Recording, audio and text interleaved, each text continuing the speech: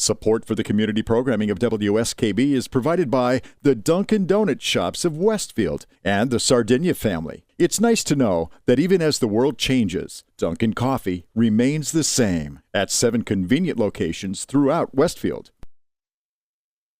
Saturdays were made for polka. Tune in to the Polka Jammer Network starting at 6 a.m. and Polka Hall of Famer Billy Bellina, Breakfast at BB at 8:30. Community Radio. 89.5 WSKB.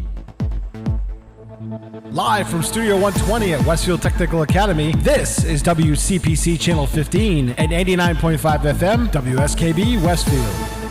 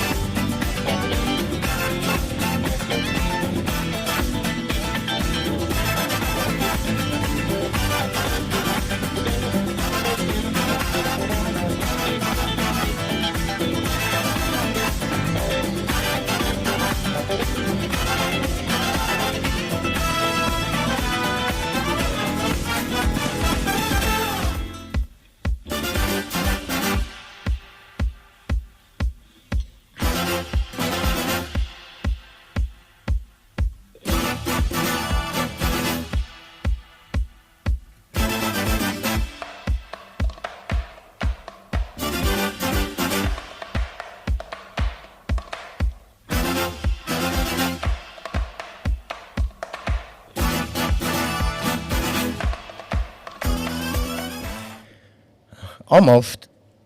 Wait for it. Yep. Wait for it. 810 on the nose.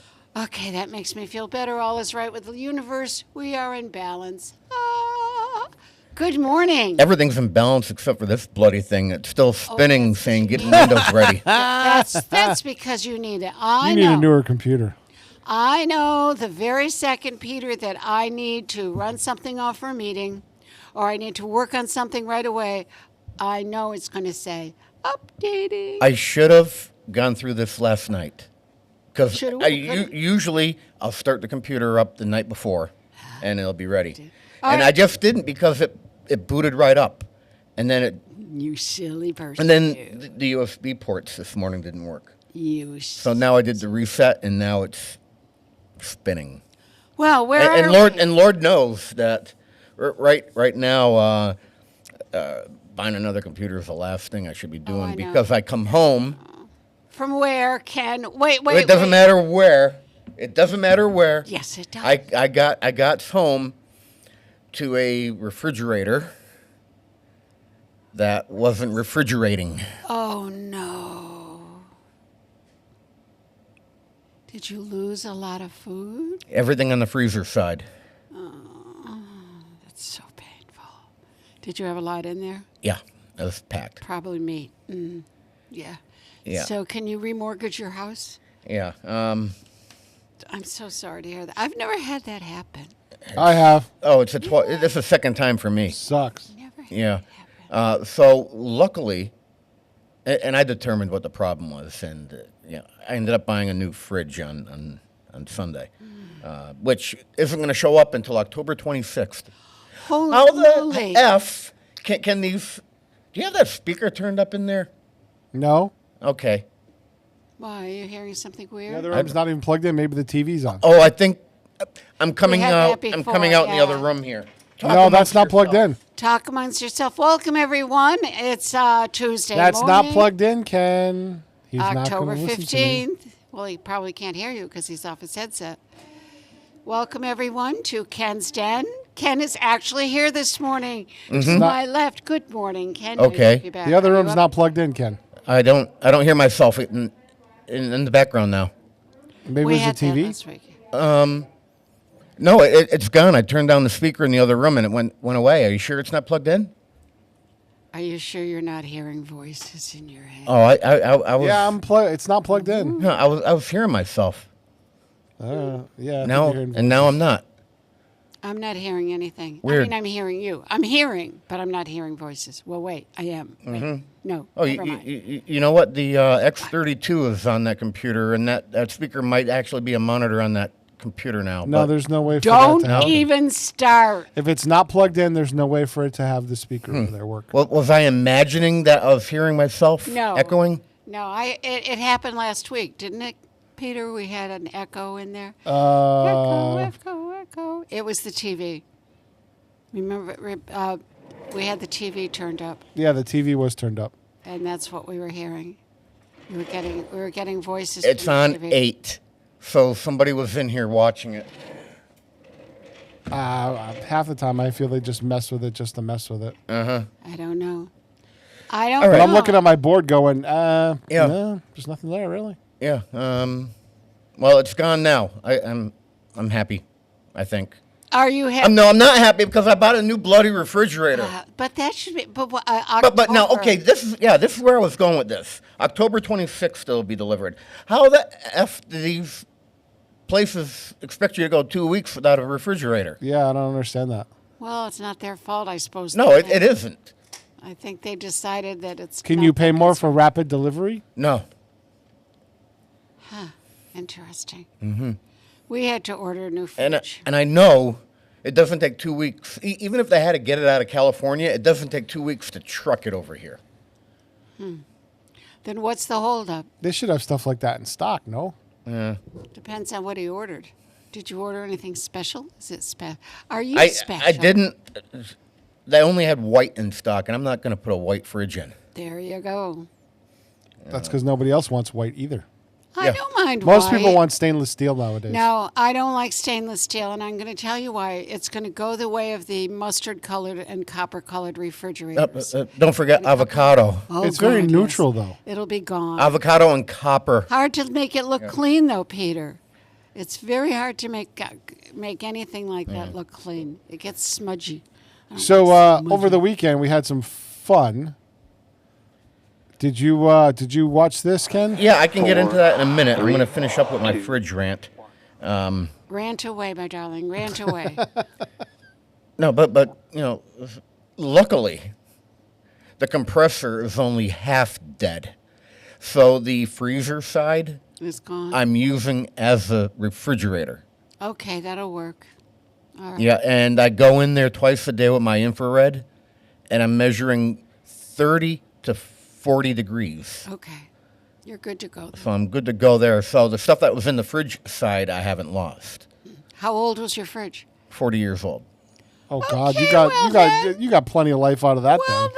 then. It's an old Whirlpool built in America, and it's built like a tank. And I would say you got your money's worth. yeah, I can't complain. I didn't go for a fancy replacement. I did a top freezer model for my replacement instead of, because I got a side-by-side now. I didn't have the water line hooked up. I wasn't making ice in it. So I make ice in mine. I do too, Peter. I couldn't make ice in mine because the ice maker after that went Oh, bad after that went bad after 10 years. So I got a nice black one, and it'll fit. You know, I did all my measuring and everything. So That's the big thing. You got black. to Well, fit. the new dishwasher is black. Yeah, my dishwasher's Yeah, black. and so now this means I can put my original range hood back in, because when I put this fridge in, it was oversized. So I had to put a different hood over my range Oh, okay. that doesn't vent. My old one vents. So I bought some high temp semi-gloss paint. I'm painting this hood because I originally 20 years ago, it was 20 years ago already, when I remodeled the kitchen, I went almond. They also called it bisque for a color back then. Okay. That was the thing back then. I know. And I wanted to go black I know. back then, but black was the expensive color now. Bisque. Yeah, bisque. Yeah. So my range is half black, half bisque, but now everything else is gonna be black. So I'm gonna refresh that hood and we'll update. Maybe I'll get a. It's been 20 years since I painted the wood trim in that kitchen. Maybe I'll find another color and update it. You need to. You need to. I Make hate- myself happy because I'm gonna be stuck inside for the next 6 months. It's coming, isn't it? I had to wear. Yeah, a I've got jacket. pants on. You've got pants, and I wore a jacket. It was cold this morning. Yep. Oh, Peter, it was so cold out. All right. I don't like this. Well, I don't mind. My it, my but- toe my toes aren't hurting yet because it's only day one, but I know it's gonna start happening. Good luck. I'm toasty. Luckily in 2.5 weeks, a week after I get my fridge, I'll be in the Caribbean. So Oh, that's right. Yes, I do have a lineup already. If we're going to be here, November. Do you like 5th. ever show up to work anymore? I swear to God. I know. He's here. We know who he is. The- You know what? We'll put his picture on our fridge. This is Ken. and the side of a milk carton. Yes, missing. If seen, please If call. seen, please don't call. We know I- where he is. I put my work in. I know what I have to do in order to do this. So, yeah, I work 4 jobs, but there are 4 jobs that are easily shuffled around, and True. I can work it out. So, it happens, and I'm blessed to do this. But Yes, you- plus, I got lucky. All these things are comped. Yes, you're lucky. Yeah, That's what we I always just need to tell you, pay for the lucky taxes and the port fees and the booze. When is the cruise? November 3rd Oh, is that's the the first one. cruise. That's Yeah. the cruise. Okay. Well, I'm anxious to hear how you're going to like Yeah. that. Although I kind of wish. Oh, are we doing the Alice drill? Okay. Do we have to do something? No, we don't. We're good. No, we're just here. Yep. Okay. Yeah. So,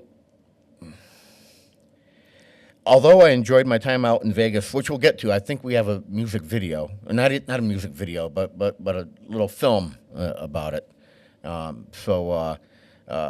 Everything's gonna run fine here, and I'm just waiting for Peter to get back into the control room because we're on to something else before we get into Las Vegas. Okay. So yeah, I'm glad this is happening now instead of later on. All right, and is he the back? camera is Peter does not have the camera turned on below, so I don't know if he's back at the There he is. I counter. see him. Now. Okay, I see him sneaking through. The past couple of weeks he hasn't put himself down in the center No, square. we didn't see him last week either. Sorry, just prepping something. Oh, okay. Okay. I'll tell you later. All right. Yeah. I'd like to talk about something different now, but this is something where I think we should be seeing you for. Okay, good. All right. So And you've got mail. So I was gonna, as I was saying last week, for a spell I was in Vegas, but I would not have minded being down in Boca Chica the other Damn day. right. Over the weekend, too. Now, a few years ago, when I first saw the two Falcon 9 boosters land in tandem, I was really freaking impressed. I was in awe, and I watched that video over and over and over. Now, what do? They take their super heavy booster and they grab it between two chopsticks. And that was pretty impressive. You don't happen to have that clip? Oh, yeah, you do, don't you? I have the whole thing. Okay. All right. So this is the Starship with the heavy booster on it. 33 Raptor engines, and all 33 Raptors ignited. Yeah, they've gotten the sequence down on the Raptor 3s. Yeah, and when it pitched, it was beautiful seeing them all light up. But that thing, I've been in person almost next to it. It's gargantuan. That thing is big. Booster after chamber pressure nominal. And the video was incredible this time, too. Oh, yes, it was. But it takes some. We don't have it come back until about 5.5 minutes in. Are you able to jump 5.5 ahead? Yep. Okay, good. Much right overhead of us, and we can see it start. All right, so this is the heavy booster coming back in. For that catch, and once Do you those want are to do complete, hot the flight staging? Separation confirmed. And then we're going to see the So engines right now on it's just shift it's ignite. kind of like belly flopping right now, and you'll see. Right now, I think the they tower use team 3 is engines doing their go no go. when they do the burn back on that. Yeah. Yeah, and we've seen them land And on we might hear pads some really at Kennedy. good We've words seen them soon, too. land on All right. ships out at sea. We've seen them land at Boca Chica. Yes, we have. Can still see What it up behind happens me. That is next? one of the most gorgeous things I've ever seen in my entire life. I played this Coming up video on hot over and staging over and next. over and over The again. hot staging is cool now, too. So they drop down to 3 engines. You can see that on Those the engines left. cut Mm-hmm. off. Then they ignite the engines on the top half, and it falls away. Booster. Stage It's called hot separation. staging. They Hot actually stage light the engines while things still separation attached. confirmed. So on the right, you see Starship going away, and then you see the booster off to the Ship left. under its own power. I'm So seeing 6 now you out have of 2 6 rockets Raptors running, lit. and it's Hopefully boosting I got back a to booster the on the way pad. back to me. I'm going to send it to you guys. So it's in ignited Hawthorne. 13 of the 33 Oh engines. man, that was All right, absolutely and let's get up to incredible. about I can't 5 wait and for a us to half. hear the There we go. sonic boom All right, so we're through almost back to Dan's the mic. pad, but it just doesn't That is land going to be like you've seen the incredible. Falcon It was so 9 cool to hear the liftoff. boosters And so land. once again, And it doesn't just land like you see successful it happen on-time on liftoff one of the of ships, Starship on one of Flight the drone 5. ships. The ship Something else has completely separated from the booster. different The booster happens there here. on your And screen. the It is fact making its they way nailed it on the back first attempt, to man. the launch site. We are going to attempt the catch using the chopsticks. We did Yeah, hear I the was surprised by confirmation that the command was sent to And the tower. way it We are comes go in for and the way catch. it's controlled was just super Guys, impressive. we should just be about 30 seconds away. From So about half a minute away from getting back down to terra firma. It's been a while since we've done a rocket launch, Peter. Oh, we can see it coming Yeah. down through the plume. Watch this. This is sick. Look at how fast it's scrubbing off speed, though. Yeah. I mean, as it's dropping through, and there was so much friction that caused a little bit of fire. It's incredible right now. You can see how fast this vehicle is moving on the left hand. That speed is just dropping quick. Landing burn has 13 been engines. ignited. We're now down to 3 Raptor engines. Yeah, this We can is see just those chopsticks stupid. now. Incredible. Some of the shots that every astronaut had from the other side. I think his shot was actually better. Tim's shot was pretty good. Yeah. His crew. He was in New York. His buddy's wedding was the night before. And there it is. So what they did is on the Mechazilla, those 2 black things on the inside right by the rocket are shock absorbers. So when the pins come down on them, they absorb some of the force, and they actually take some of the force out of the tower so that the tower doesn't vibrate. and it's a shock absorber. So when it comes down and settles down, they absorb the shock. Right. And then they lock it in. Yeah. I actually think They actually dropped it back down the mount later on that day. Cool. I actually think Tim Dodd's coverage. See that view was closer to what Tim had. Because he was over at his studio, which is in Sorry. South Padre. No, No? it's on the mainland. Oh, is it? But it's on one of the things that faces that way. They have it on a condo. They bought a condo down there. Right. And then they have the tower. That's the condo you and I went looking for. Yes. Then they have the tower. The last tower there, the apartment tower. They allow them to be on the roof of that. So he's got some good views. He's lucky.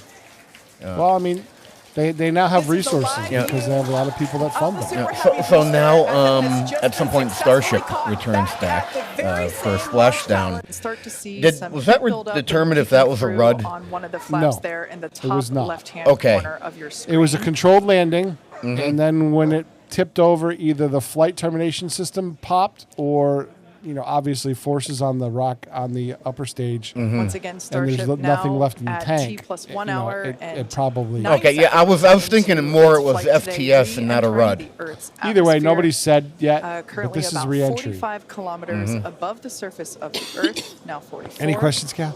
We are targeting a No. soft splashdown. I mean, they're using literally all in ocean. aerodynamics to slow this thing down. About, As you can see, the a speed scrubbing off. northwest-ish There's no of rockets Australia, firing. This is and just we are a big, attempting huge, to, honking as we did on Flight Starship 4, in the make air, and the perform air a flip slowing it maneuver down. as well The as atmosphere slowing it down. But that speed scrubbing off at unbelievable speeds. Right. All right, so that is great So yeah, news kind of there. wish I was down there Like for Dan that, but we said can't be earlier, at this is we can't be basically- at all the sites for all the special launches, Peter. And we've been lucky enough to been at a couple of them. Yeah, we've gotten a few. Yeah. Yeah. So yeah, I'm starting to get the itch to cover one of these again. Going back? Oh, because You you know need what to it go is? traveling a lot more. Also, Virginia's gotten real quiet lately Yeah. because Neutron's in development. And obviously they ran out of engines for whatchamacallit? What's that rocket? Antares. They ran out of engines Oh wow. because all the engines they were using Well, were they RD1. were reconfiguring Antares, weren't they? Yeah, but the new engines haven't been fully developed yet. Mm-hmm. They were using RD-180s, which are Ukrainian rocket engines. And obviously, Ukraine's not available right now. Oh, of course, yes. Yes. Yeah, I remember the Ukrainian engineers being in the Yeah, area. remember when we talking went to them? down there. Yeah. And then they were going with, I think it's Firefly Alpha was developing new engines for that. It's going to be a 9-engine system. Right. But their engines aren't ready for prime time yet, so Antares is on hold. Yeah, and then They're flying their missions on a Falcon right now. And then you mentioned the Neutron. That's Rocket Labs, right? Yep, but they're going to directly compete with the Falcon 9. Oh, really? That Yeah, that's the class. That vehicle is going to be that big? Yeah, it's going to be the same class as a Falcon 9. I thought it was Medium a lift. small. I thought it was a smaller vehicle. No, that's Electron. Oh, okay, all right. Neutron's the one in development. Oh, okay. Yeah, I'm familiar with the Electron. How you doing, Kathy? I'm here. I'm here. You need to come with us, Kath. Oh, yeah. I wouldn't know what I was looking at, Peter. You'd I still be would- impressed. Well, it is impressive. I'm not saying it's not impressive. It certainly is. I can't park a car, and they can do that. That's incredible. Mm-hmm. It's rather incredible. Mm-hmm. Okay, then. So we got a couple more minutes before we need to go to your video. Oh, do you want me to share my Because stuff? then you have a guest at the top of the hour, so you got about 5 minutes. Okay. I'm going to tell you what I have then. Can I have? Fair enough. And the reason you ask me, why do I always ask you? Because if I don't, I'll forget all about it. So I need you to remind me because it's a brainless twit things, and that happens sometimes. So, yes, there are things happening in Westfield, folks. I hope that you can make some of them. Tomorrow night at the Westfield Athenaeum at 6:30, we are coming up to, by the way, parenthetically aside, we're coming up to the 250th anniversary of the American Revolution between the colonies and Great Britain. You also need to remember that Massachusetts was a bunch of rabble-rousing rascals back in those days, and we are so blamed for starting a lot of the revolution. It wasn't all our fault. It was going on all over the I colonies. take pride in the fact that it was our fault. Well, we get a lot of the blame because they closed the Boston port, and there was a lot of dissension about closing the Boston port, and we moved all of our things up to Danvers and Rockport. So we kept on surviving, but there were a lot going on all over the colonies. North Carolina was very busy. There was a lot happening down there. Virginia, there was a lot happening. So we can't blame it all on Massachusetts, but 250 years ago, there were already things happening in Westfield. In October of 1774, we were already sending members off to certain meetings to talk about what to do with the British. And tomorrow night at 6:30, circling back, we have Dr. Nicholas Ieda from Westfield State University will be giving a talk on what Westfield here was doing before the American Revolution and the men that were involved and where they were going and what they were talking about. So that is tomorrow. We also have at the Westfield Theater Group a great show for all you folks out there, Birthday Candles.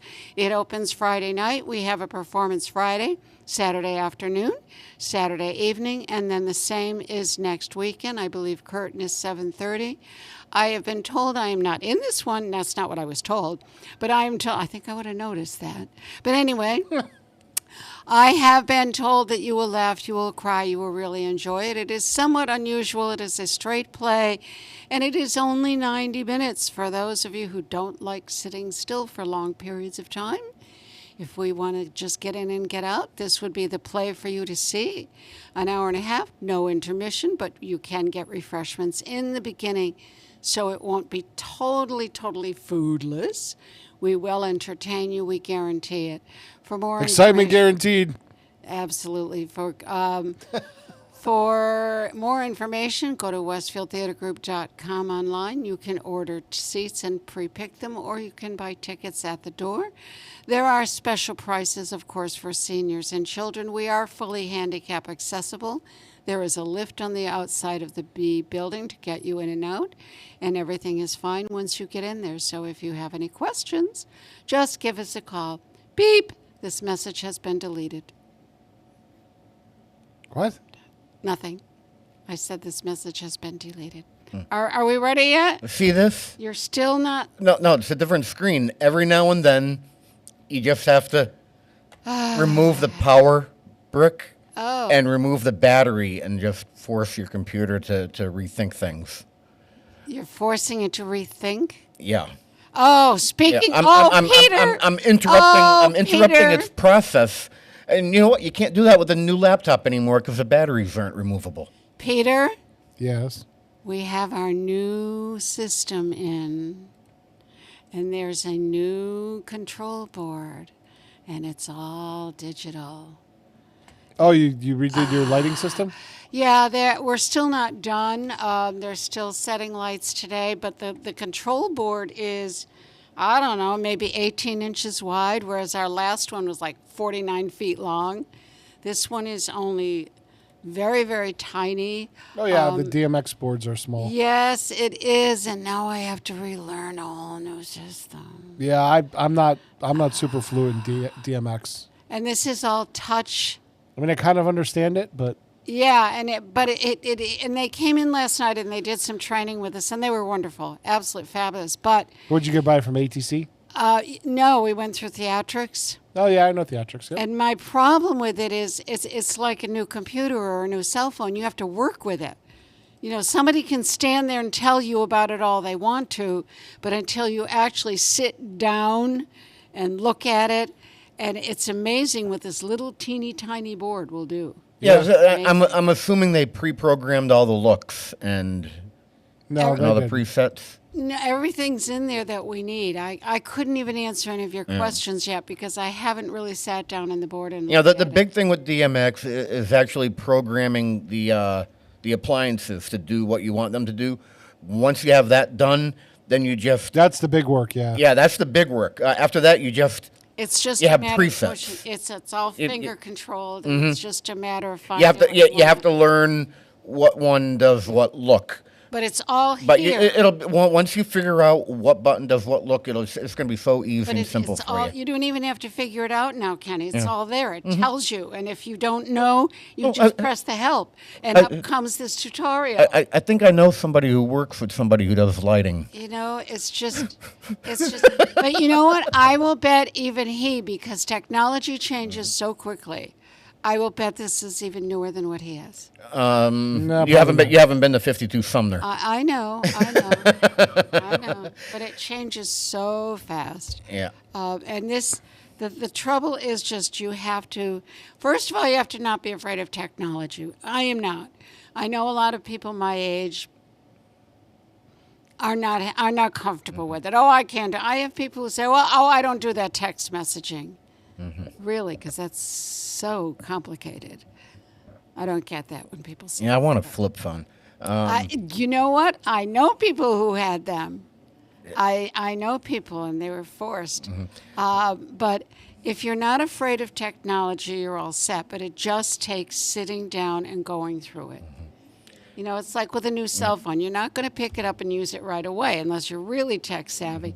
You have to look at it first, and because it's different. You know what I did about a week ago? I wasn't sitting around doing anything. Uh-oh.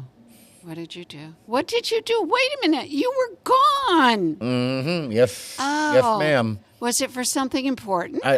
It might have been. Okay. You know, I think we may have a video on that. Oh, that's good to know. And how did you get this video? I loved the story. Well, maybe the story. Going from there to there. I loved it. Well, maybe the film explains all that. Oh, good to know. I don't know. Just a rumor. I guess we're going to have to watch it and find out, right? All right, let's try it. See if it was important. Mm-hmm.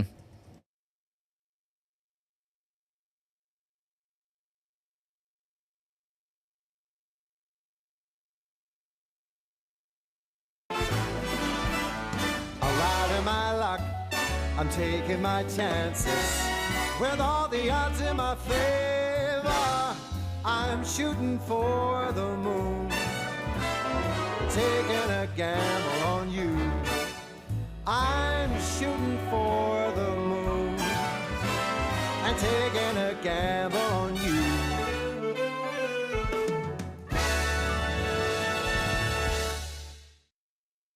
So usually when I head out to Vegas, I go there to sit by the pool, take in the sun, or perhaps film the Consumer Electronics Show.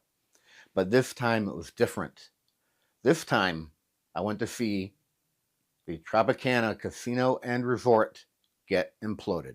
So I got really lucky with getting a room out in Vegas this time around. Usually I get a deal up on the Strip, but between a sporting event and the implosion, the rooms were astronomically priced.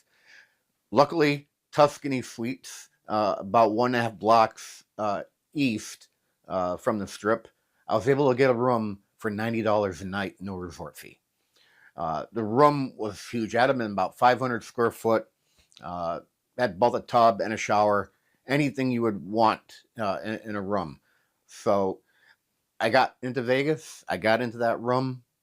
Then it was time to head down to where the action would be. So now it was time to head down to where all the action was going to be. I decided to walk it. So I leave Tuscany Suites and I shoot just a little bit west on East Flamingo. Then I go south on Koval. And I stayed on Koval for about a mile. And that brought me to my destination, which was the MGM parking garage. So once I was at the garage, I immediately went up to the top. You know, who wouldn't? I set my camera up. About half an hour later, security came. Oh, man. Like, you can't stay here, but you're more than welcome to go anywhere on the 5th level on down. So, all right, I can handle that. I can still get the shot there. So I go down 2 levels to the 5th floor, 5th level, you know, seeing it's a garage. And I set up my camera. And I'm waiting there for 2 hours, 2.5 hours.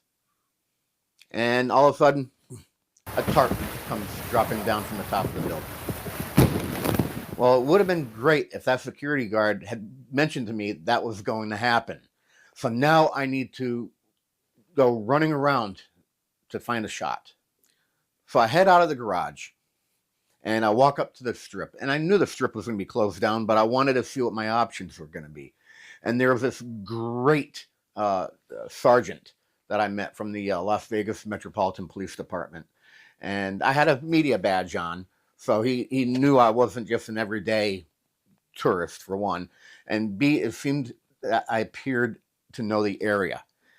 Because I'm asking him what areas were going to be open, what is closed. So he gave me the rundown of everything that they were doing. And it was tough to locate this information anywhere online. I didn't see it on local news broadcasts. So he actually told me exactly where to go to film this. So I head back down Tropicana to the intersection of Tropicana and Koval. And he says, that is where we're setting up our barricade. You can go right across the street there, and you'll get a direct shot at the tower. So I thank him for that. I get down to the, it was actually a gas station at the corner there, and I set my camera, and then next thing you know, I'm recording the fireworks, which we're going to see. I recorded the entire show, and then we'll see from my vantage point with my camera the implosion of one of the towers at Tropicana. Now, mind you, I'm using a $600 camera from quarter of a mile away. I knew I wasn't going to get fascinating results. I knew people were in town with $5,000, $10,000 outfits, and they had primo locations set up because they're locals and professionals, and that's what they do. But I'm happy with the look that I got on this, so we're going to see my look, and then we'll take a look at some other coverage that was shot.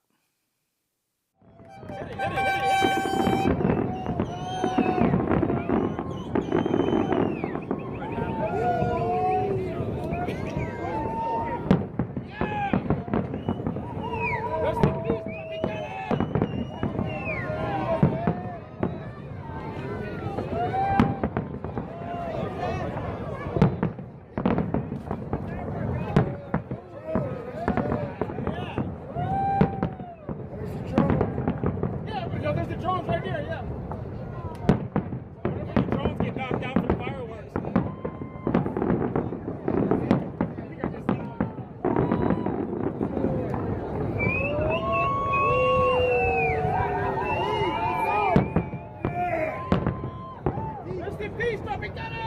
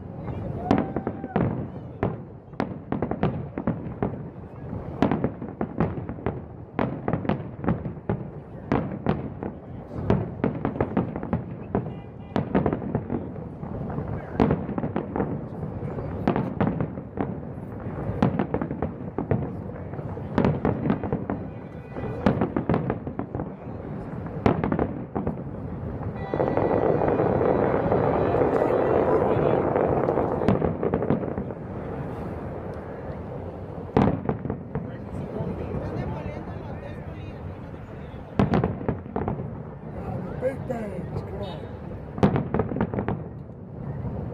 Big bangs.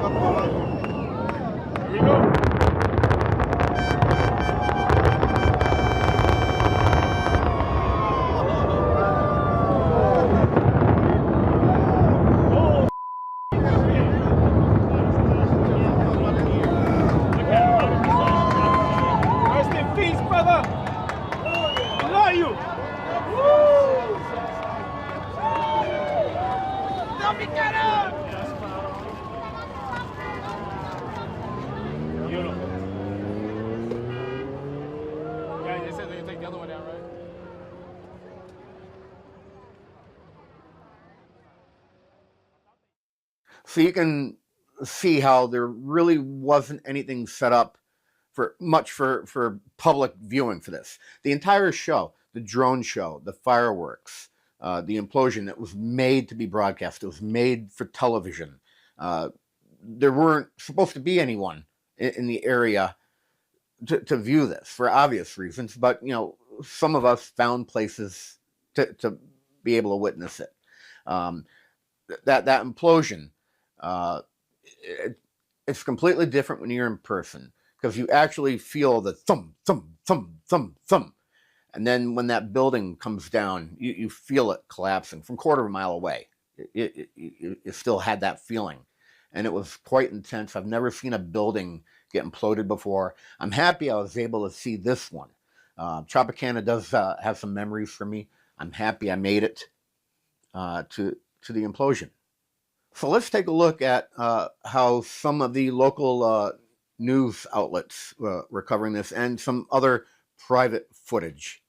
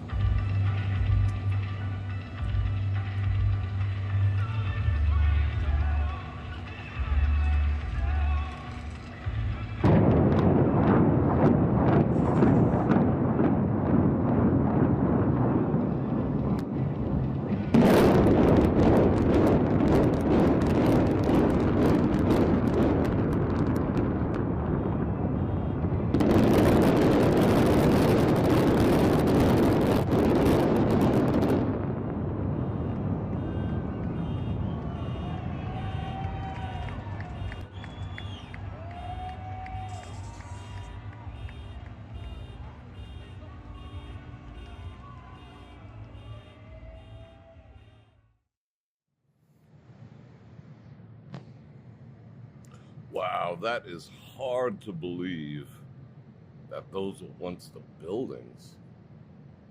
That's crazy. Cranes are all set to go. Let's get some zoomage.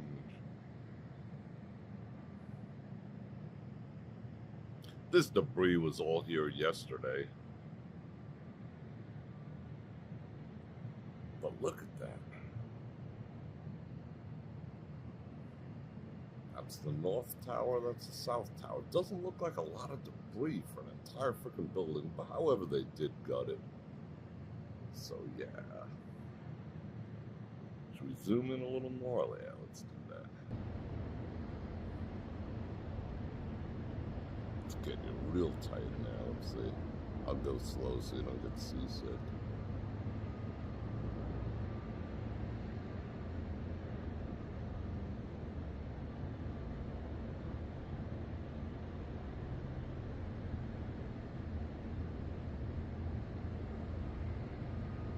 Started to cover it already. I'm still curious how part of the building almost ended up by the street. Check that out. Someone left their vehicle there overnight. Look at that. It is covered with crap. You know what? I'm probably going to be covered with crap if I stay here any longer. So you saw the dust cloud that came up from the implosion, and you just saw it start to plume and go up and out. And I had realized I had about a minute to strike all my gear, get it packed up, and get back to walking down Colville. So I did that, walked back down to the hotel, got back in about 3:15 in the morning. At this point, I had been up 28 hours because I was traveling since 3 a.m. Eastern Daylight Time the day before, and here I am. It was 3:15, 3:30 Pacific Daylight Time. So do the math.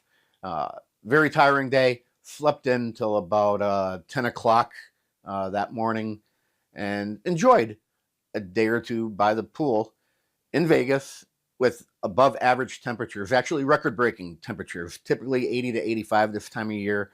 I stayed 95 was the typical average. It did hit 96, 97, and they broke a record with heat. So I got to enjoy that as well. Again, I really appreciated the help from the Metro to get me into a position where I was able to film it and be there in person to witness it with my own eyes. And now all that Tropicana is are memories. I'll ride in my luck, I'm taking my chances. With all the odds in my favor, I'm shooting for the moon. Taking a gamble on you. I'm shooting for the moon. And taking a gamble on you.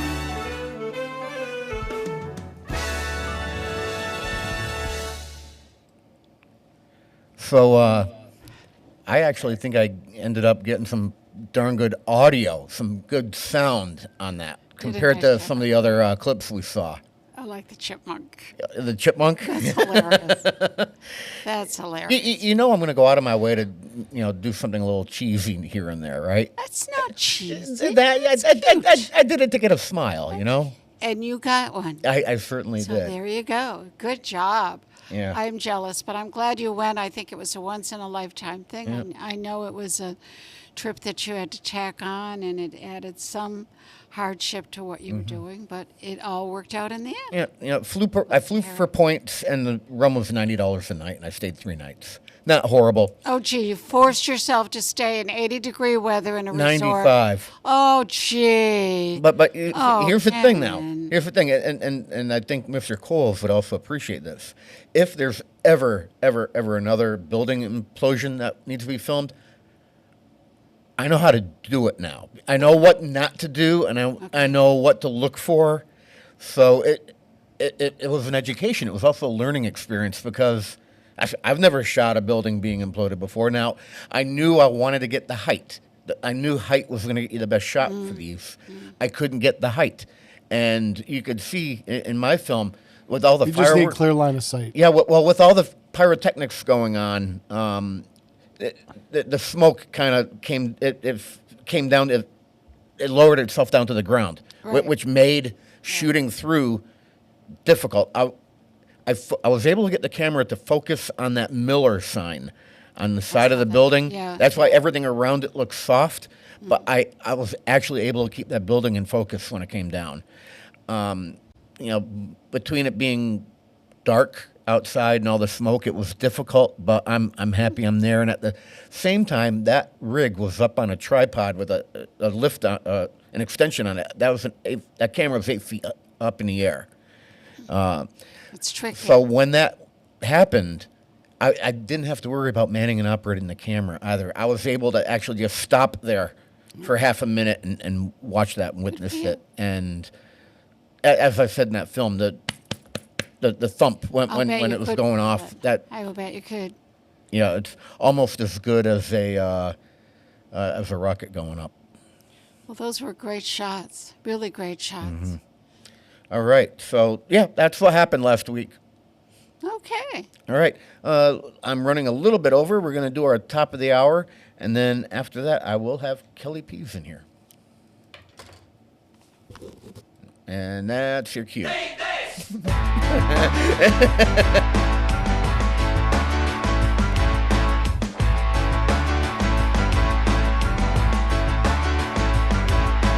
Burn down the store.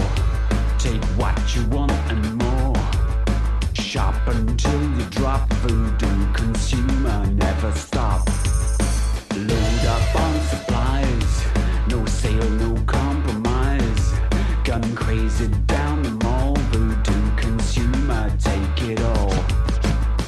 Eat this, drink this, try this, charge it, it's fabulous. Step right up and take it, it's fabulous. If you can't afford it, fake it.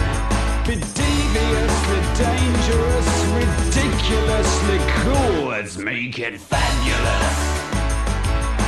Fabulous. Fabulous. Fabulous. Drive me to the bank, kneel down and give me thanks. Grab your credit card, voodoo consumer, kiss me hard. Eat this, drink this, drive this, charge it, it's fabulous. Step right up and take it, it's fabulous. If you can't afford it, fake it. Be deviously dangerous, ridiculously cool. Let's make it fabulous.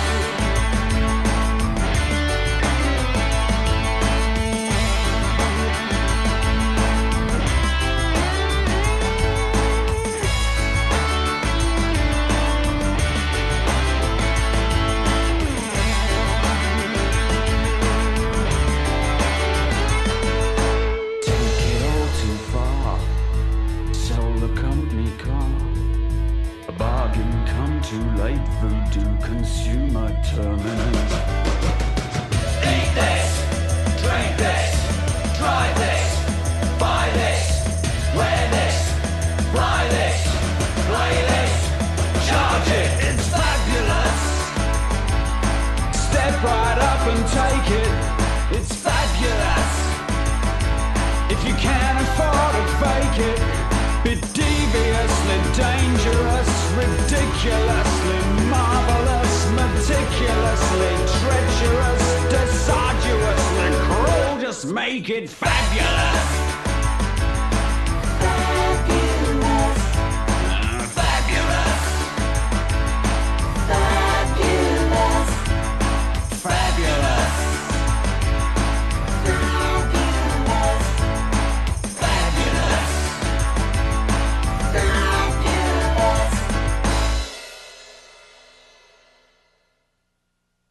Underwriting is brought to you by Boise Cascade Distribution, providing products and services needed for building material dealers, home improvement centers, and industrial customers. They offer everything from engineered wood and plywood to Drex decking and railing, James Hardie siding, and Advantech subfloor. Located at 33 Fowler Street Extension in Westfield and on the web at bc.com, they are committed to providing quality products, great service, convenience, and value. I'm Mark Auerbach. Join me every Friday at 8 a.m. for ArtsBeat, where you'll meet interesting actors, directors, designers, and musicians here in Western New England. Community Radio 89.5 WSKB. Live from Studio 120 at Westfield Technical Academy, this is WCPC Channel 15 and 89.5 FM WSKB Westfield. And we are back, and it is another election cycle here in town. Yes, there is coming up. And every election cycle, either it be for the senator, for rep, for council, for mayor, the invite always goes out to everyone. Come on in here. You'll spend more than the 5 minutes with the newspaper or 7 minutes on the local news, and we get to know you a little bit better and whatnot. But everyone gets the invite. Everyone gets the opportunity. Everyone gets the same amount of time. I try to be completely transparent when I bring guests in during the election cycle. Having said that, the contested race right now is really the race for state representative here in Westfield and parts of Southampton. I reached out to both incumbent Representative Pease and challenger Bridget Matthews-Kane.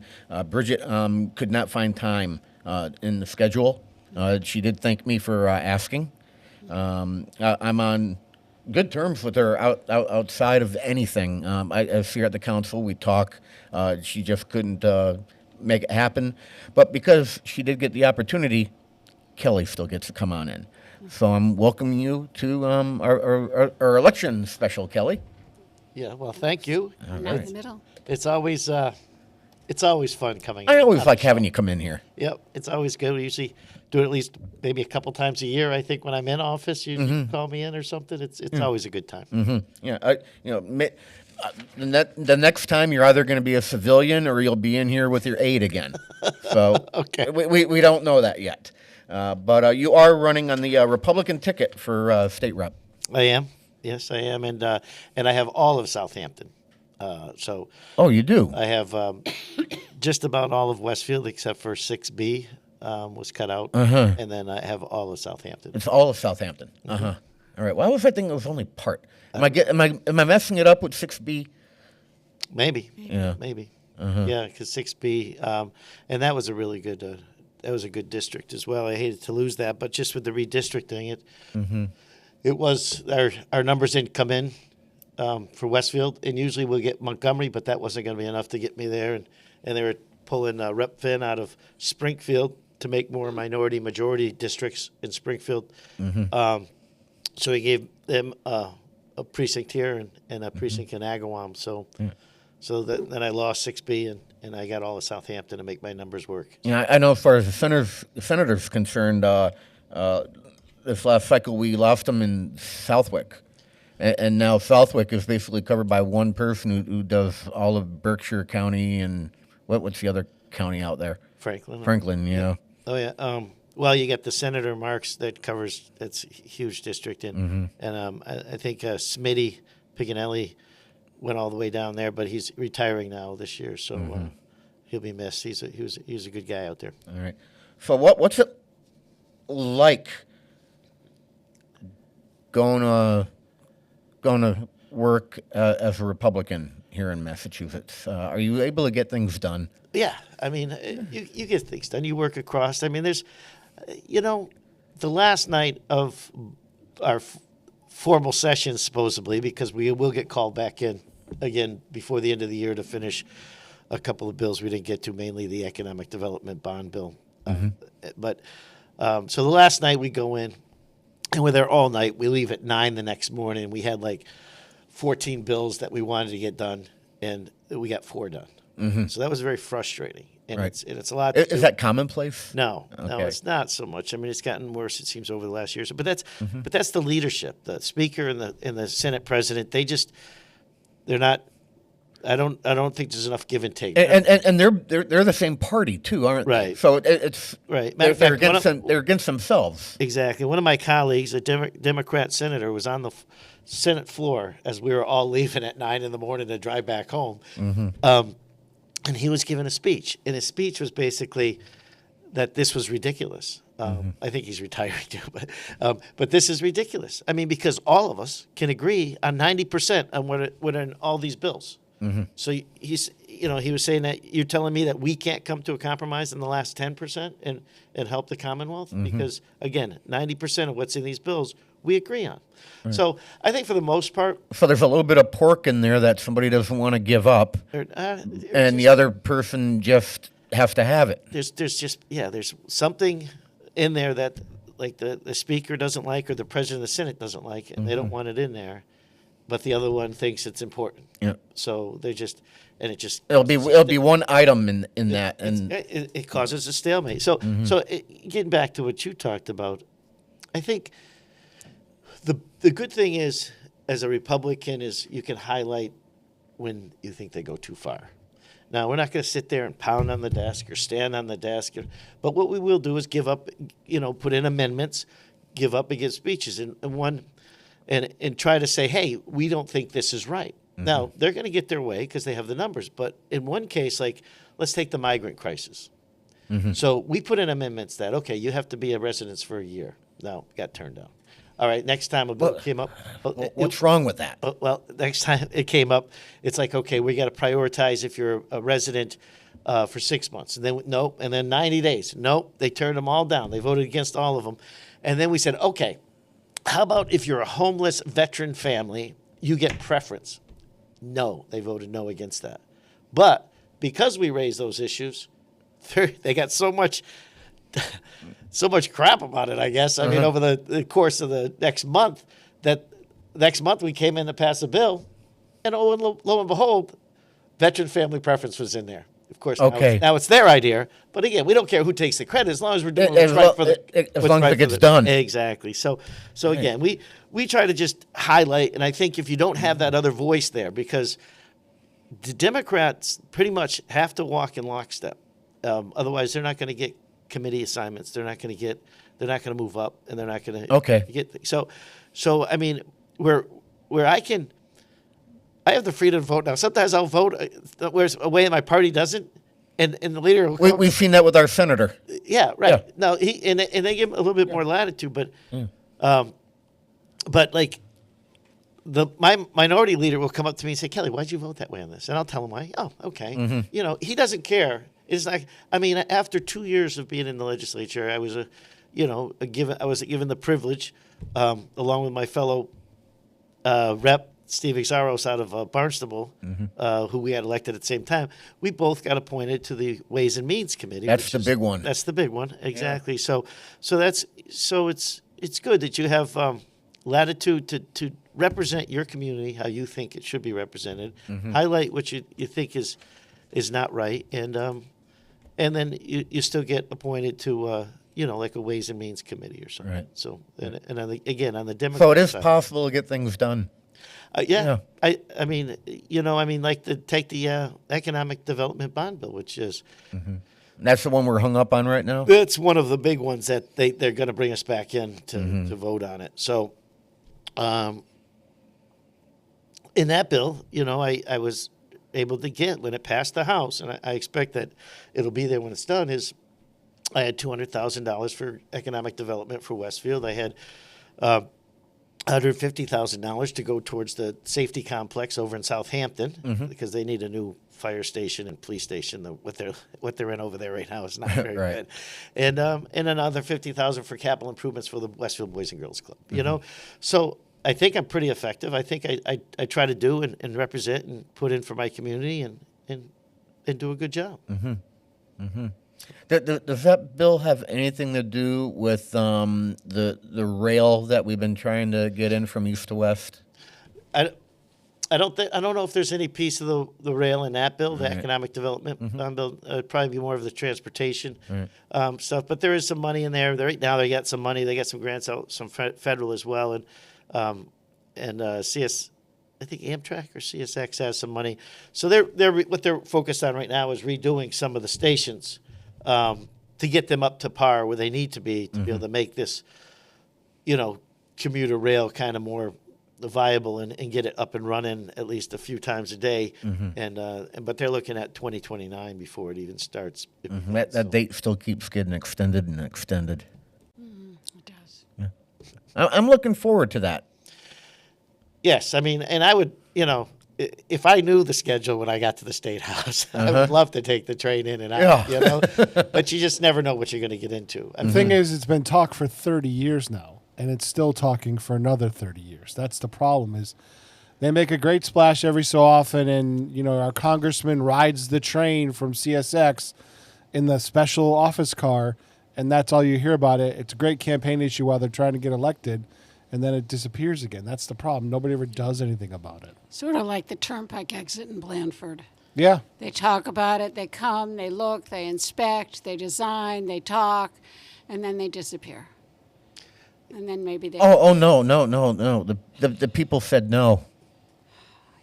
In Blandford, they come did. back Yeah, again. what did Spock say? The benefit of the many outweigh the benefit of the one. I probably didn't use the right words there, but we got the meaning though. Right? Yeah, it's called the needs of the many outweigh the needs of the one. Yep, thank you. Or the few. Thank you, Peter. Yeah, the There are few. so many examples. I mean, obviously that would help us here in Westfield just because you take a lot of traffic off the roads, and I don't think you'd hurt your commerce much because if they want to get something before going home, they would get off in Westfield and get it before they go. Yeah, there are times that I might want to go to something in Boston and just stay the night, and it'd be great to take the train over and then the train back, and you don't have to worry about the parking.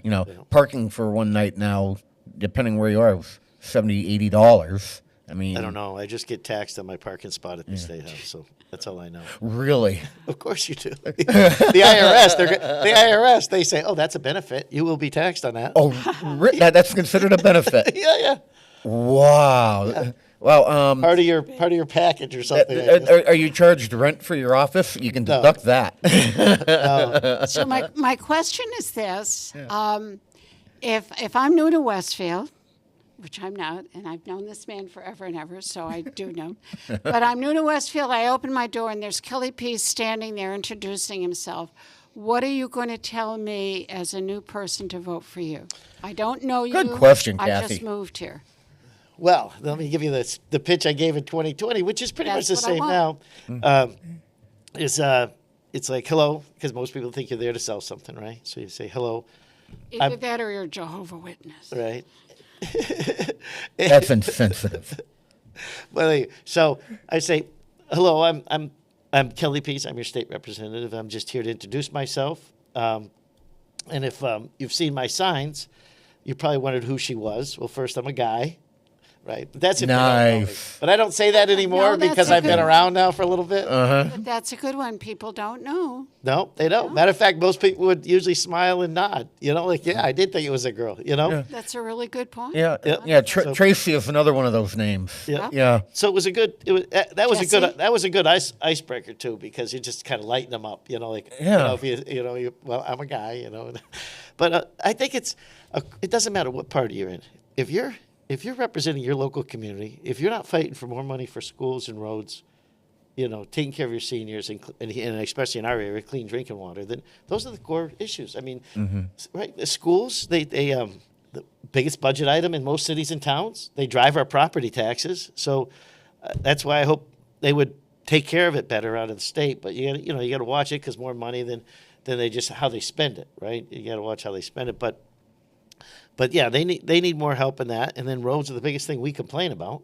I mean, you just take the Chapter 90 road money, $200 million, right? It hasn't moved in 15 years. You're telling me there has been no inflation in 15 years, right? So just in the last 5, right? Look at since COVID. Haven't I been hearing over and over that's going to go from 2 to 3?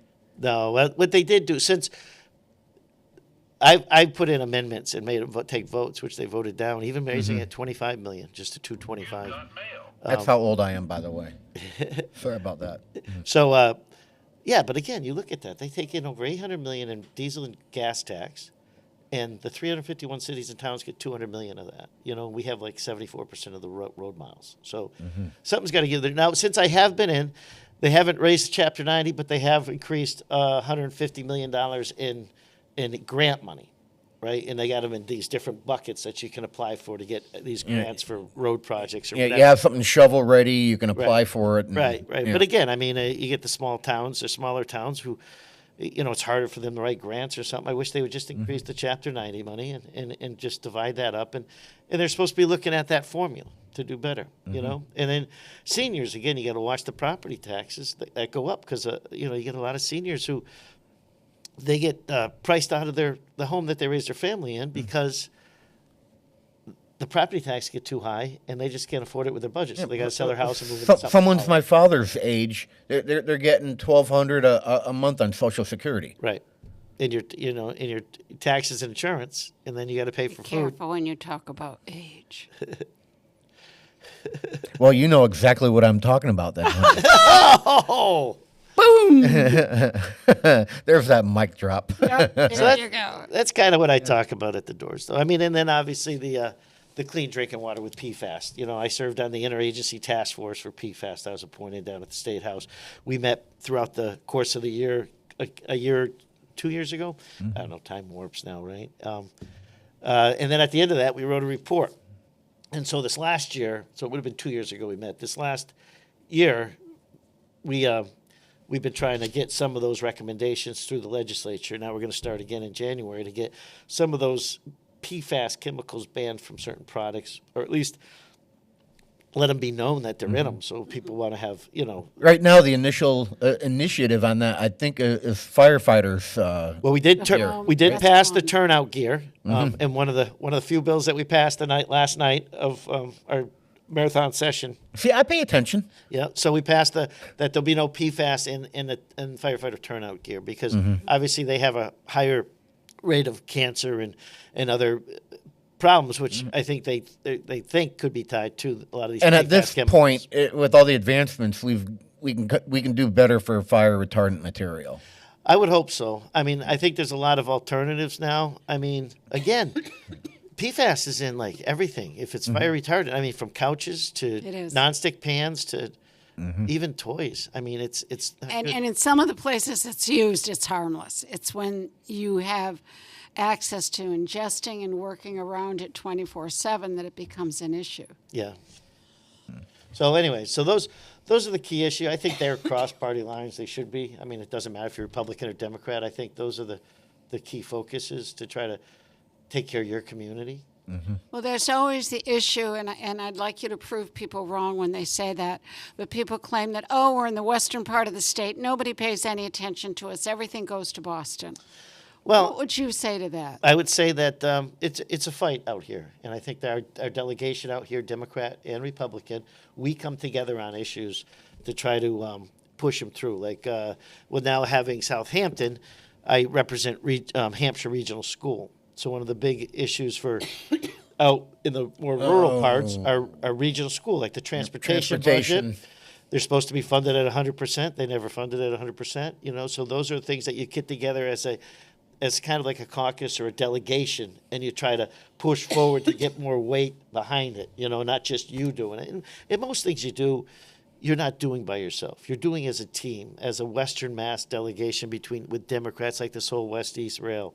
You know, we get together, we had meetings with all the senators and representatives in the whole Western Mass. So I mean, it's a struggle for us. I mean, Allergies, sorry.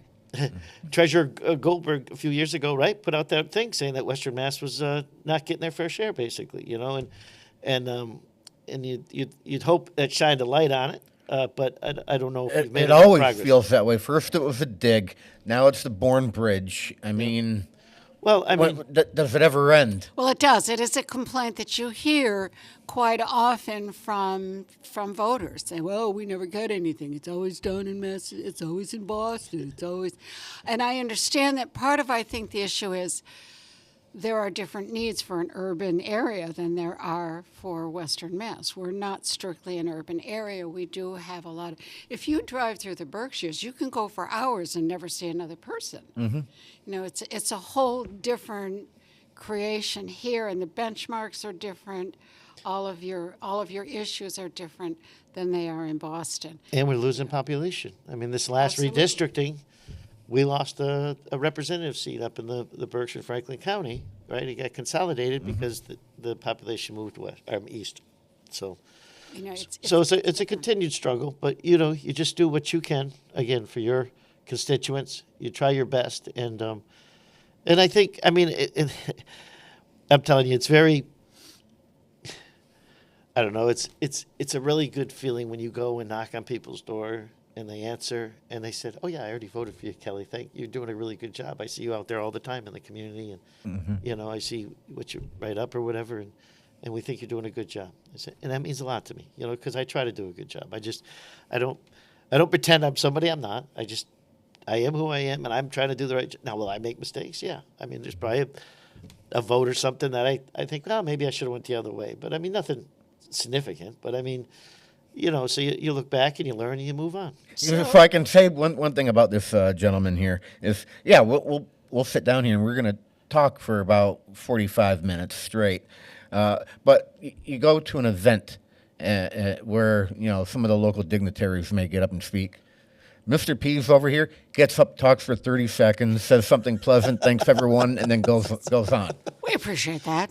I know, right? Nobody wants to hear a politician speak. No. And let me say this about that. No. You've been like that since day one, but at the same time, you've always followed Mr. Vilas, and you're like, I can't top him. No, but I have my own style. You're right, but I will say that, and it's actually appreciated because you do. I got to watch it though because at this past year at the graduations, I think Bo Sullivan says, "Oh, you're getting a little longer, Kelly," because I think I went a whole minute. Yeah. And are you responsible for the rain? Oh my goodness gracious! Oh my God! I bet you are. Oh, we got soaked again. So let me. How did that suit survive that? Oh, it's all right. So it's to the dry cleaner. You mentioned that you vote the way you think your constituents would want you to vote. How do you know? Well, you don't. I mean, you're right because first of all, like the country, I'm sure the city is split. I think on certain issues. And that's the problem with politics today. I mean, and quite frankly, I think the two-party system has ruined our politics, and it's a terrible thing because right now you can't get a candidate on either side through a primary process unless they're extreme. This is why I'm libertarian. Right. So you don't know. You just try to think. But a lot of times, and I tell people too, like if it's something that's going to impact my communities directly, then I'm going to reach out to the council president, the mayor, and I'm going to say, what are your thoughts on this? And people say, why do you vote for that? Or why did you do that? Because the city wanted to do something. And I'm like, look, you elect your leaders for the city of Westfield. So that's who I turn to try to get my guidance from. If you don't like the guidance that they're given, then maybe you need to elect new leaders, because I represent Westfield and they are your leaders for Westfield or Southampton, the council, the select board. So when things come up, that's where I go to. I'm like, hey, what are you looking for? What can I try to help with if we have a bill come? Do you get a lot of input from people in your area? Does anybody write to you or email you and say this is what? Yes. That's why he has a legislative aid. Reasonable requests, or do they give you a lot of input? Yes, sometimes they'll be like bills. Other than complaints. No. They will be bills that I will get a ton of emails on. The gun bill, and I'll get some against, or some for it, like some for the gun bill. I mean, a lot against.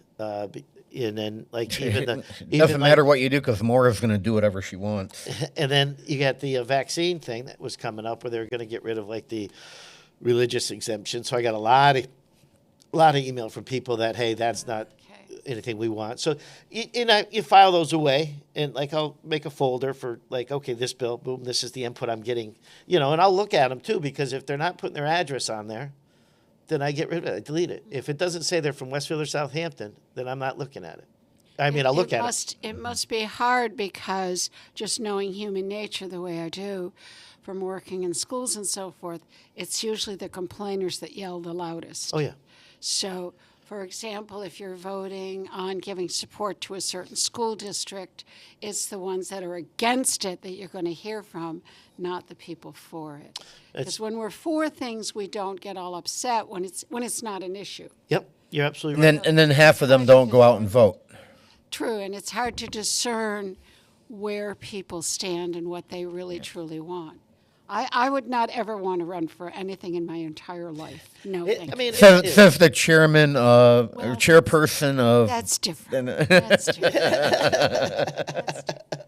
So anyway, so it's tough sometimes. You just kind of feel from talking to constituents, if you're out and about, some people come up and say, "Oh, what's going on with this bill? I hope you'd vote whatever, but a lot of us get an email, and you're right. A lot of stuff you get is opposed, but when you get a ton of it, then you're like, okay, maybe this isn't something that we want in our community, So you're right. So if you are for something, you got to reach out for that too, And I do get emails. We're a bunch of whiny babies. But that's the process, right? I mean, that's what we do. I think we are. I do.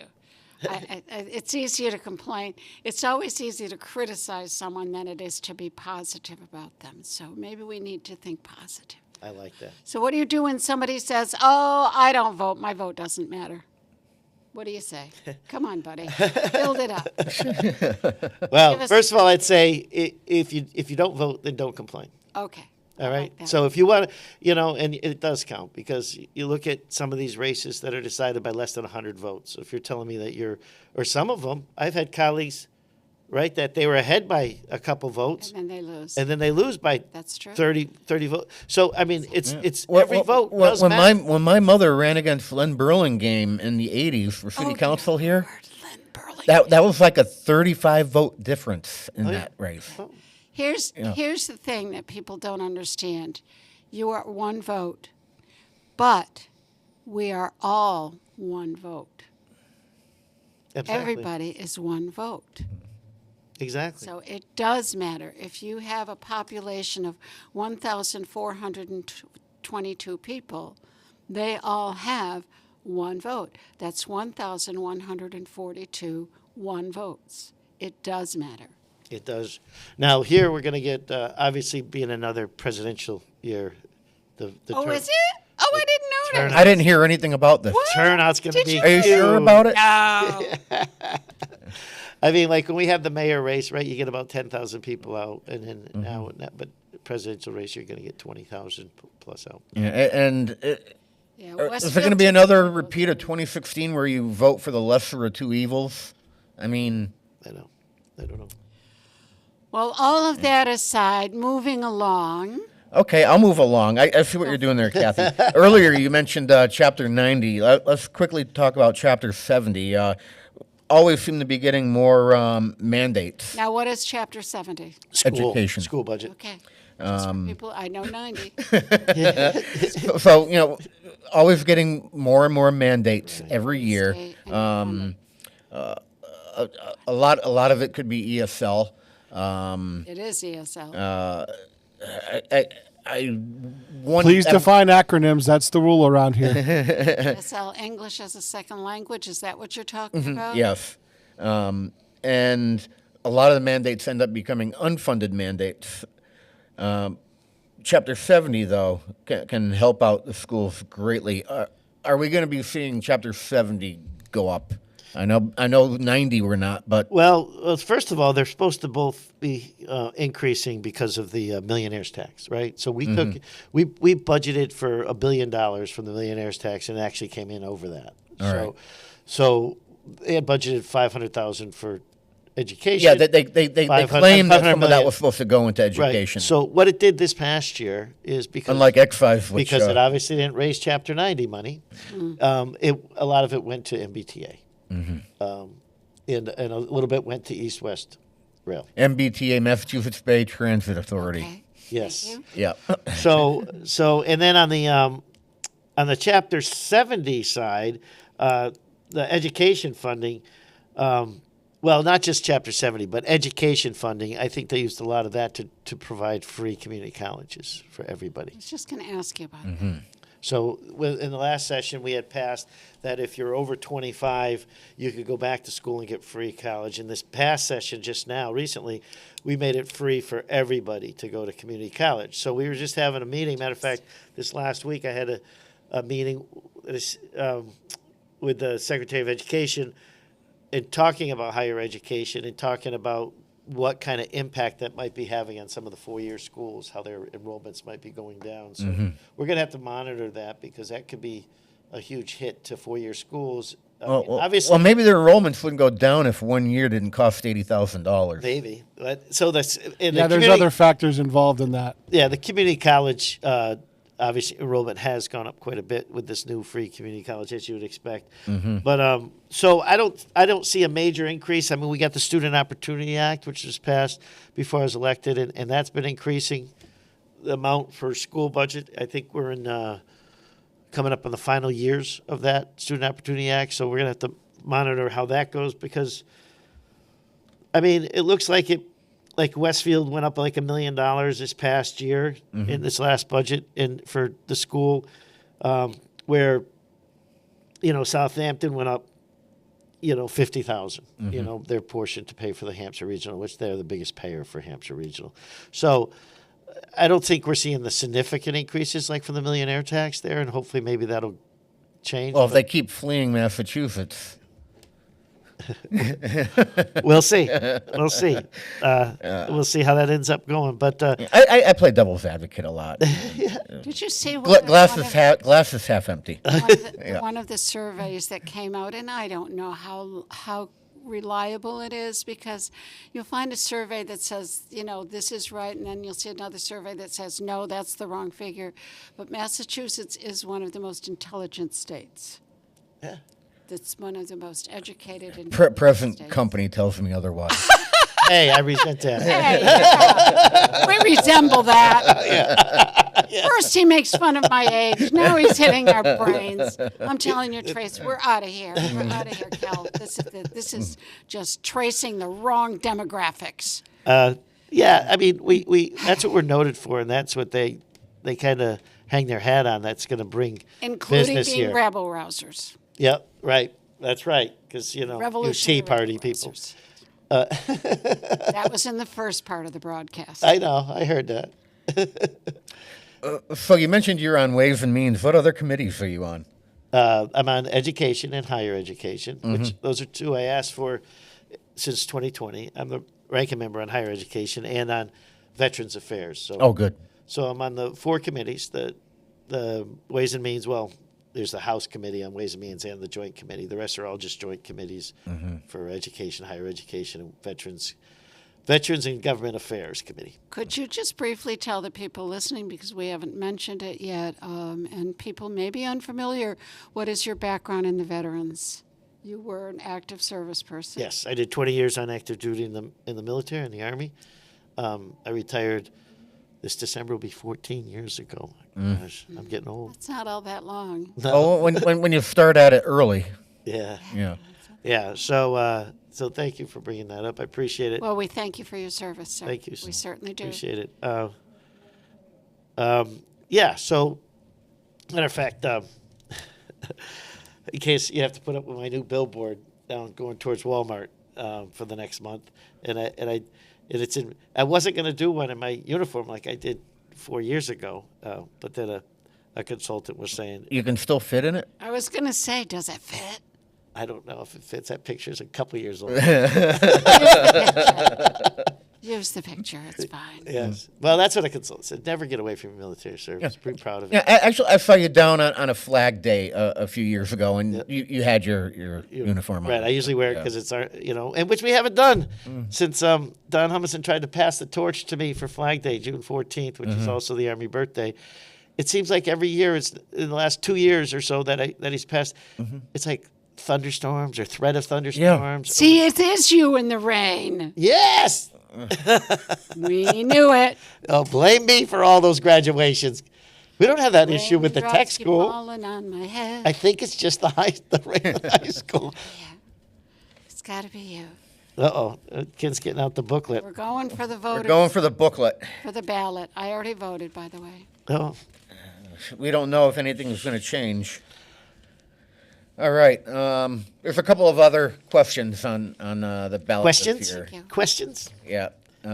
Question number 1, law proposed by initiative petition. State auditor's authority to audit the legislature. Sure. Mm-hmm. Why wouldn't there be that opportunity? Or First of all, our legislature in the State House is the most non-transparent legislature, I think, in the country. I think that's came out and said that from independent folks, that they do more things behind closed doors, even though all cities and towns are required to have open meeting laws. At the State House, they don't worry about that. They do their work behind closed doors with no words. Is this going after people paying $500 for a screwdriver? No, I'm talking about the tool, not the drink. I think what she wants to do, the auditor, is just kind of talk about, okay, where's the money? Where's the money going? And is some of that money being used for payouts for different whatever assaults or something that might have been taking place, or harassment or something? Right. I'm not sure, but I don't think it's ever a bad thing to have your federal your elected officials your government should be up it's to a be public audited. your public government to be audited and be open and honest. So I that's a definite yes. Yeah. Yeah. I can't see that vote going any other way. I mean, the way my everybody mind you works. talk to is like, sure, why not? Why wouldn't you? And is that a binding? No, it's non-binding. Is anything binding in this state? Didn't we actually vote on changing the sales tax back to 5%? Apparently, anything can be considered. It's still 6 1/4. Right? Apparently, though, anything can be considered an emergency, thus keeping the will of the people to be heard. Yes. Yes. You're going to get to the tough one next. Go to A. Question number 2. All right. I think this is the one you might have been talking to me about earlier, Kathy. Did. Yeah. I did. Yeah. Elimination of MCAS as high school graduation requirement. So, I think that. So let's cover what it does. A yes vote would eliminate the requirement that students pass the Massachusetts Comprehensive Assessment System, MCAS, in order to graduate high school, but still require students to complete coursework that meets state standards. Now, a no vote would make no change to the law. Right. I don't think there's anything wrong with a yes vote on that. Getting rid of, and a lot of people say that, do we need the MCAS? And we probably don't need the MCAS, but we need some kind of mechanism. Like I think I was having a conversation, some kind of standard that goes out. I mean, I was talking to somebody. They used to, when I was in school, we used to take the test. What was it, the Iowa test or something? I don't know. I did Iowa's, and I did you need ASVAB, Armed Service Verbal Assault Battery. Yes, that was for the military, right? Yeah. So, but you need some kind of mechanism just to have a sanity check on how they're doing, because you can't always just rely on a district to report out how our kids are doing. Sometimes they'll push kids through and their district looks great on paper, but is it? So you got to have a sanity check so people know. I mean, but I don't know if the MCAS is that vehicle or not. And again, I think getting rid of a graduation requirement, as long as we have a standard that they have to meet to graduate, then I think that's fine. Mm-hmm. As an educator, Kathy, do you agree with that? You got that in stereo now. Well, now that you've asked, it's very complicated, and I agree with what Kelly is saying. I don't disagree. I think the problem is people don't understand what the MCAS is. They don't understand what the requirements are, and they vote on it based on feelings rather than knowledge. This is the kind of issue that really the voters need to be educated on. MCAS is a test that's given at all levels, not just for high school graduation, but it's given at all levels to measure their progress during that particular school year in the language areas and the math areas, and now it's also science and social studies. I have no problem with benchmarks and having to reach certain goals. It depends on what we've fuzzied a lot of these areas. We've fuzzied graduation. We've fuzzied promotions. You used to get a card that said you were promoted. You used to have to, when I started teaching, no, I wasn't riding to school on a horse before you even asked. Did the school have indoor plumbing? You don't have to put up with Oh, that. yeah. No, we later on we had the indoor plumbing. But back when I started, we automatically had a list of children that were repeating. Mm-hmm. You don't repeat children anymore for any reason whatsoever. So, and I'm neither. Now, folks repeating listening, is another way of saying held back. Held back, yes, right. you would repeat the grade. Now, folks listening, please, I'm not saying anything for or against it. I'm just saying this is what was done. That's it. I'm done with that conversation. But education has changed, and now we have promotions of children that maybe haven't met the requirements of the grade. Mm-hmm. So they get up to high school, and they're not able to meet the requirements of high school. So I don't think it's as simple. I didn't dislike the MCAS, and I did not think when people said, oh, but you're teaching to the test, I did not feel that way. Well, that's good. I felt... Because I usually hear so much the other way. I know you do, but do you hear it from teachers? Or do you hear it no, from... I hear it. Okay. I felt that sometimes I was teaching the skills that the MCAS is looking at. In other words, some of the skills they're looking at are a higher order of thinking. Not knowing that Francis Bacon died freezing a chicken is totally unimportant to education. But knowing what Francis Bacon espoused on to write his essays maybe was important. That's the difference between a fact and between a higher functioning of knowledge. Being able to discern what is a fact and what is just rumor. Being able to figure out cause and effect. What's going to happen if I don't hold on to this glass and it's full of water? What's going to happen when I drop it? So it's cause and effect, and those are some of the things that if we weren't teaching, we should have been teaching. Now, yes, were there teachers out there going, okay, these are the MCAS questions, this is what we're going to have you ask, and this is what you're going to answer. Did that happen? Yeah, I'm sure it did. Mm-hmm. So I don't have a problem with a benchmark. No, I think you need a benchmark. But I have a problem with the MCAS in general and saying that's the only thing we're going to use for graduation. So to me, it's really complicated. Then you get into situations where they're graded on the curve. Where, again, nobody got an A or a B, so but the C now becomes the A, and that's what you're basing it. And again, please throw out what you hear on Facebook. I shouldn't say that. Social media in general, not just that one. So you have to talk to people who know. Right, and I want to just bring up one thing about what Kim mentioned earlier about the unfunded mandates, and a lot of times, and that's one of my biggest things that the education that I heard when I first knocked doors, talking to teachers and talking to even principals and stuff. It's like one of their biggest concerns was unfunded mandates. So because a lot of times, again, we'll fund something for 2 or 3 years.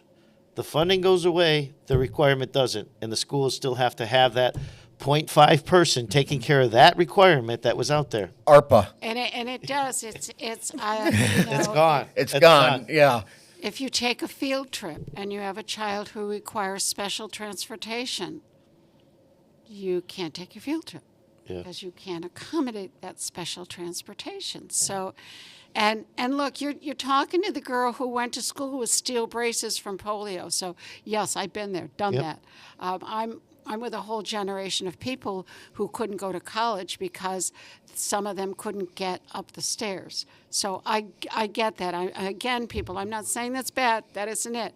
But it's a reality when you mandate these things, as you're saying, and then there's no money to back them up. No funding. Yep.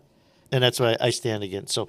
All right. Well, that's an interesting and that's one of the tougher ones. So I don't know. I know what I voted. I agree with you, but there are many ways to look at this MCAS. It gets very complicated. If you have a child who has special intellectual needs, can they pass the MCAS? Well, they do tutoring, and in that case, yes, you are teaching for the test. I don't know what the answer is. I think you should teach more common sense than teaching just to pass a test. Well, I don't know if I can teach common sense. That's got to be learned, right? Yeah, mess around and find out, right? I don't know. There's a lot of people that don't have. Never mind. Question number 3, Thank you. unionization for transportation network drivers. Yes, tell me. As somebody who travels a lot and uses Uber and This Lyft. is you two now. I'm out of this one. So a yes vote would provide transportation network drivers the option to form unions to collectively bargain with transportation network companies regarding wages, benefits, and terms and conditions of work. A no vote would make no change in the law. I haven't really heard from too many Uber people, but I am a no on that because I think more of this is being driven by outside forces outside the state, and I think West Coast. Most of the drivers kind of like their independence as an independent contractor. It gives them more flexibility than being unionized. So I'm voting no. Every single one I've spoke to said no. Said the same thing. Said the same thing. Right, because that was kind of my feeling. I really haven't. They want to keep their own hours. They want to make their own rules. Right. Their own thing. Yep. So I'm a no vote on that. Yeah, I agree with you. I said to Ken, I really don't know that much, but you're both right. The ones I did see said no. Yep. They want to. And again, a lot of the money on advertising is coming from out of state, not in state. So right. And also, don't get me wrong, Cal, but once you start legislating certain things, it just snowballs. The taxi cab companies want to go yes on this one. Yeah, I can see that. Well, again, I mean, if they want to unionize, I think they have the right to try to band together and. But and vote. now the problem is I don't know if it, like, with a lot of unions, those dues go towards special interests that may or may not be in your best interest or what you agree with or disagree with. Like the teachers union. When's the last time they backed a Republican? Even though I'm for school. Trader Joe's in Hadley unionized a few years back, and now they're trying to ununionize because the money that's being taken out isn't doing anything for them.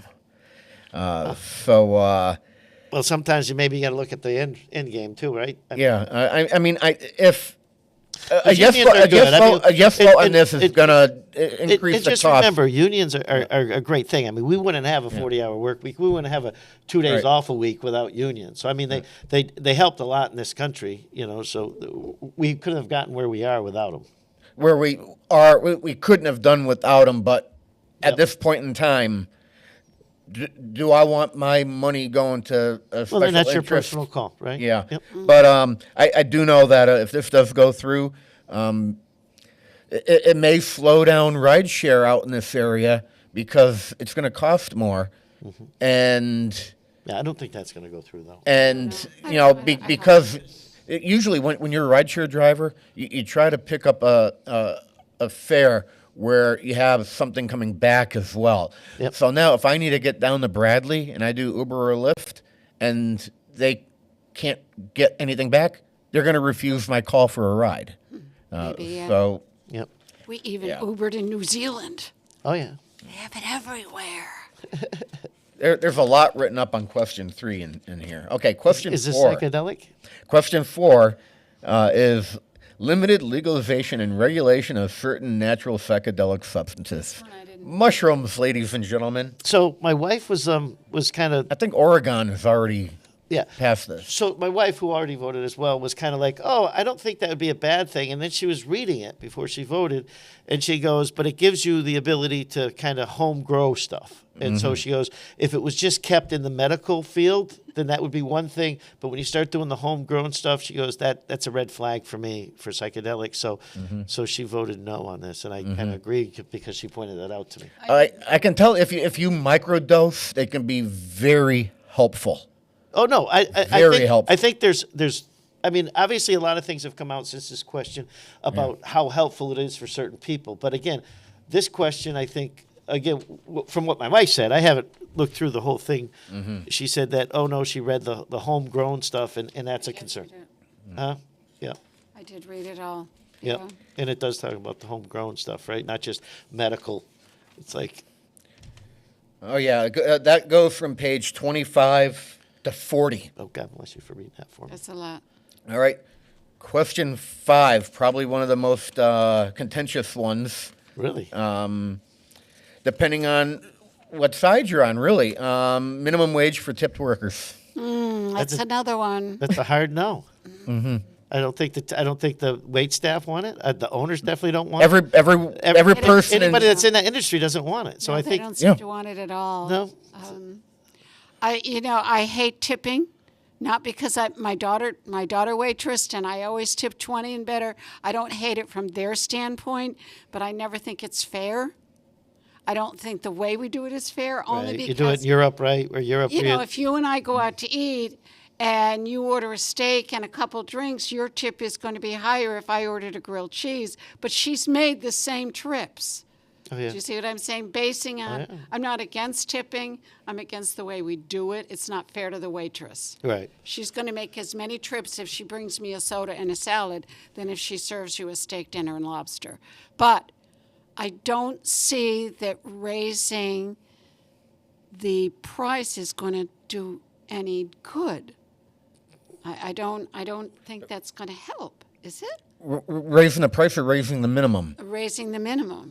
You're guaranteed the minimum if your tips don't come out to the employer has to make sure. No, that I know it. that, but I don't see whether it's where it's going to help the end price. Mhm. It's just going to raise wages. It's going to raise the food price prices. of the food. Yep. People are still going to be tipping.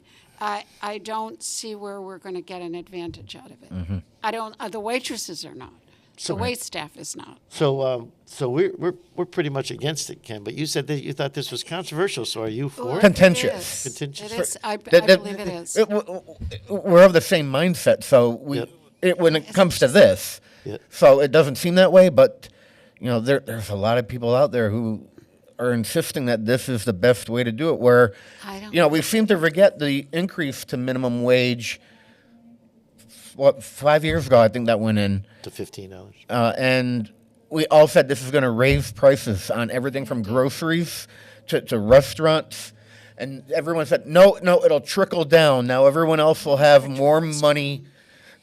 These people make more money, and they're going to take that money and go out and spend it. So I have a 12-year-old. So But I go to McDonald's once in a while, which I really don't like to go anymore. Expensive. And it is expensive. I go there, we get a couple things. It's like $20. It's like, wait a minute, what the heck happened here? Aren't we at a fast food restaurant? Right.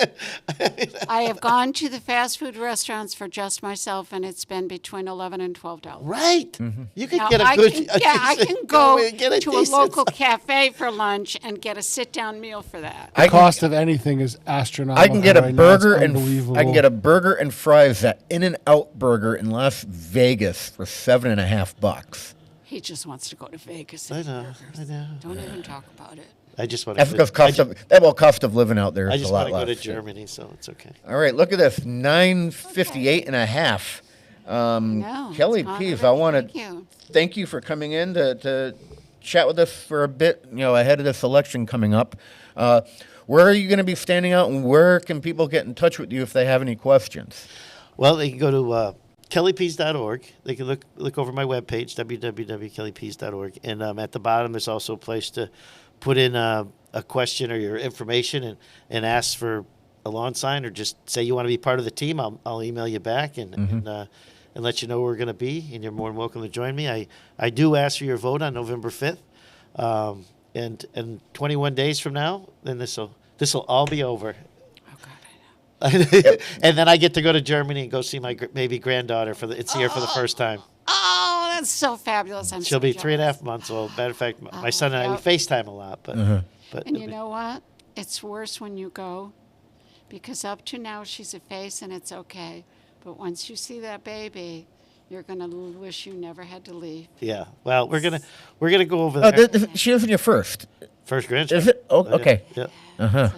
Yep. So remember, tomorrow, Wednesday, 6:30, Westfield Athenaeum, Westfield's participation in the beginning of the American Revolution, and birthday candles this weekend at the Westfield Theater Group. Are you going to be recalling anything from memory for this? The abuse you take. I love it. I love it. No, my memories failed me. I do remember something about the Minutemen gathering on the green to muster, though. Were there pitchforks and fire and fire and the brimstone? Are you mixing up Salem with Lexington?